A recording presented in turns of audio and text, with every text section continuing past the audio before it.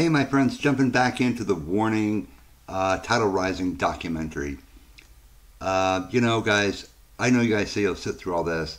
However, I have anxiety issues, so it's hard for me to sit here for long periods of time. But I am going to back-to-back them and just, you know, make sure they're both out today. And then I'm going to do a reaction to, I don't know, something, whatever's in the comments that you guys have asked for. Oh man, you guys are incredible. Subscribing, leaving tons of comments, tons of likes. What a great fan base. What a great fan base. And I'm so honored to be going down this rabbit hole with you guys. You know, I'm always late. You know, better late than never. Anyway, let's continue this.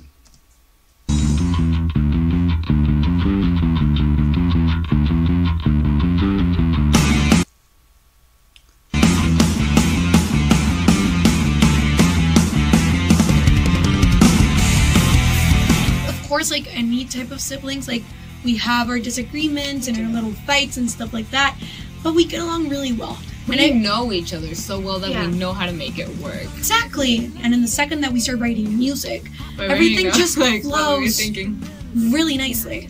Like, I don't know what to call it except like sibling magic. Yeah.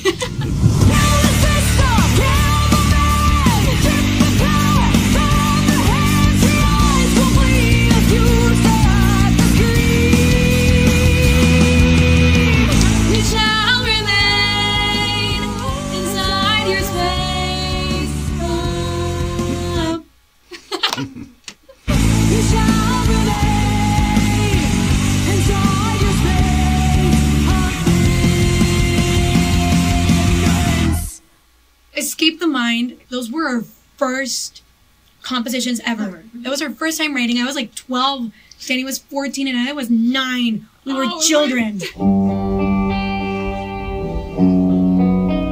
Gotta say that. But it was the moment where we really fell in love with music and like what we wanted to do.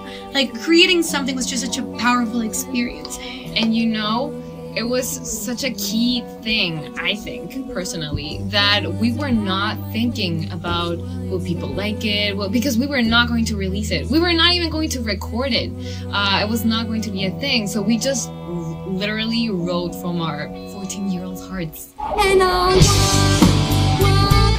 walk onto the very top and I'll run, even though I stumble and fall. And then we jump into our first album, 21st. Listen to the talent from these girls at this age, guys. It really is. It's just so cool. And look at that monster pedal board on the floor. Wow, on both sides. I use just a Line 6 Helix pedal board. So for me, I don't have, like, I'd never wanted to get into separate foot pedals. If you guys look down, for those of you who don't know anything about like gear, you see the different colors. Each of those things is like a guitar effect. You could have a reverb, a delay, a chorus. That is a huge pedal board. But that's why I never wanted one. I mean, I think it's monstrous. I mean, it works for her.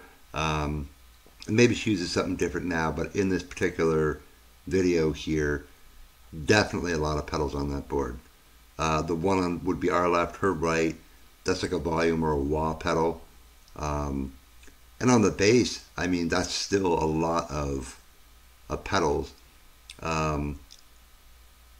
It's crazy the sounds that you can get from instruments today. It really is. Like I say, I just never wanted to get that involved with all the different pedals because there are so many pedals. There are probably literally hundreds of different pedals that you can buy for different sounds. But my Line 6, that's all I need. You know, I just generally play with distortion anyway, and I don't really tweak it around. So, super cool though. I think it's perfect for her. And then we jump into our first album, 21st Century Blood. And it was weird because some of the compositions that are in 21st Century Blood were written in the same time as Escape the Mind. But there was this very big leap we gave with this song that we made called Free Falling.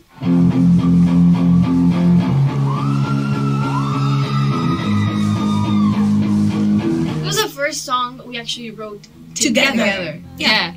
And you know, it was also a big thing that we started like looking for outside inspiration. We really like what's happening in the world that we can write about. And more than anything, like we read so much and we consume a lot of media as any Gen Z teen does. So we were constantly getting inspired by other stories that we were hearing. So 21st Century Blood was like, we felt like it was our first step. You know, like, okay, we're a band now. This is our album. And nothing will change. I'm crashing through space. I'm burning up, and there's nothing I can put out to space. And one thing that I really like that we do, we really looked for what the song needed. We were like, okay, so what if this is a song with only piano, violins, and stuff like that? Like, we didn't focus on, oh, we have to be rock. We just focused on the energy that went into the song. So if you hear our music, sometimes it will be very varied within the same album.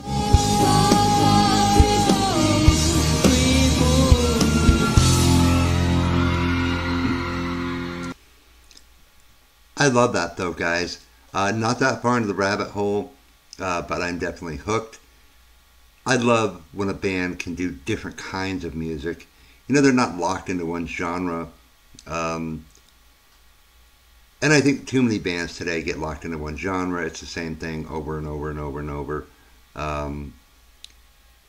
So when you actually can do other things, it really makes a difference. The talent in this band, it's just unbelievable. I mean, writing songs when they were that young, it's so cool. But then Queen of the Murder Scene comes. It's our second album, and Queen of the Murder Scene. I was in middle school. I started going through my emo phase, so you can hear it clearly there how that shift and like I'm angsty now. Nice. Oh man, I can't wait to get to this one.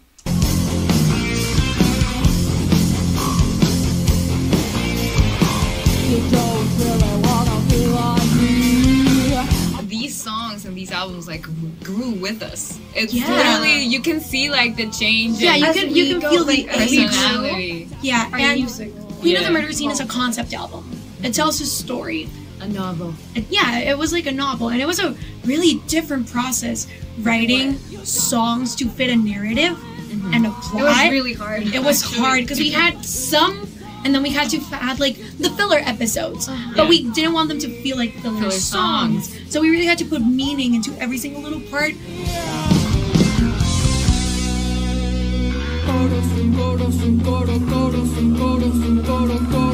But I was like really into this idea of making it a whole album about this story. Yeah. And when I told them about it, they were like, what? Why is there blood everywhere? Why? I was like, please hear me out. We had to change so much. like a lot of the storyline because it wasn't that like much of a storyline. It was just like murder. Yeah. But at the same time, Oh, I can't wait. I was getting into K-pop. That's true. I just So remember that too. we took the emo phase K-pop like express line, right? Yeah. So you can hear a lot of influences in there that maybe you don't pinpoint them as such. Nothing wrong with K-pop, man. Blackpink in your area. I love K-pop. I love J-pop. I love J-rock. I love one OK rock. So for me, guys, I love all kinds of music. But I absolutely cannot wait to get to this album. It is going to be super cool. Hear a lot of influences in there that maybe you don't pinpoint them as such, but for us it's really apparent like which phases we were going That key through. change into Those one. key Like, changes, those harmonies, like it was all very K-poppy for us. it's a thing that we also love to do. That as we start learning new ways of doing this, we just like, okay, what's the next thing that we can try out with our music? Yeah. So And it's in, very in Queen of the Myrrhine, it was Gotta key love changes. it. Yeah. Yes, it was Definitely. change the key. That was the theme. Before I see you cry, I'm not see no emotion. I make a scene 'cause I'm made of queen. You can't always kill what's a mortal's fight. It just doesn't apply to me. Coming from Queen of the Murder Scene, things are really different now. Because I feel like we really grew as people, Even as more, musicians, like right? from those Because two. we're going through our teenage years. Of course, you grow a lot from one year to another, and you start living different experiences and stuff like that. So I feel like this third album is personal. Yeah. Like it talks more about our feelings or situations that are close to us, or our opinions on certain situations.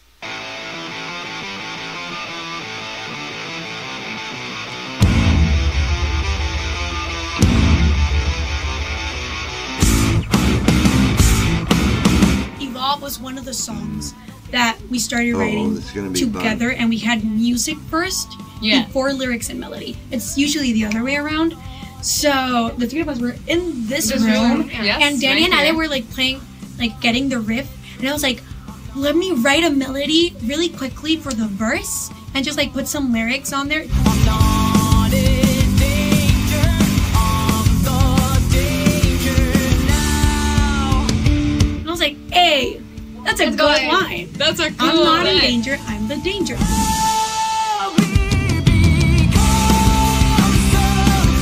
I do feel that it encases what this new album represents for us, the changes that we went through as musicians, as people, and in writing, because we saw things differently.